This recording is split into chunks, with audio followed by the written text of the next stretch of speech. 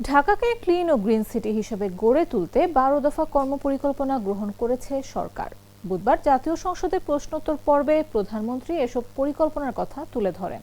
তিনি জানান, ঢাকা উত্তর ও দক্ষিণ সিটি কর্পোরেশনের মাধ্যমে পরিচ্ছন্নতা, মশক নিধন ও নাগরিক সচেতনতা কার্যক্রম জোরদার করা হচ্ছে। বর্জ্য ব্যবস্থাপনায় আধুনিকায়ন, ল্যান্ডফিলকে সার্কুলার ইকোনমি ভিত্তিক কেন্দ্র হিসেবে রূপান্তর এবং সবুজায়ন কার্যক্রম চলছে। ঢাকা উত্তরে আগামী 5 বছরে 5 লাখ বৃক্ষরোপণের লক্ষ্য নির্ধারণ করা হয়েছে। মেট্রো রেল ও এলিভেটেড এক্সপ্রেসওয়ে নিচেও সবুজায়ন করা হচ্ছে। পাশাপাশি ইলেকট্রনিক বাস চালু, ইটভাটা নিয়ন্ত্রণ, ইটিপি স্থাপন এবং নদীখাল দূষণ রোধে কঠোর পদক্ষেপ নেওয়া হচ্ছে। বিশ্বব্যাংকের সহায়তায় বায়ু দূষণের উৎস চিহ্নিত করে নিয়ন্ত্রণ কার্যক্রম চলছে। বন অধিদপ্তর সহ বিভিন্ন সংস্থার যৌথ উদ্যোগে ইতিমধ্যে 41,000-এর বেশি গাছ রোপণ করা হয়েছে।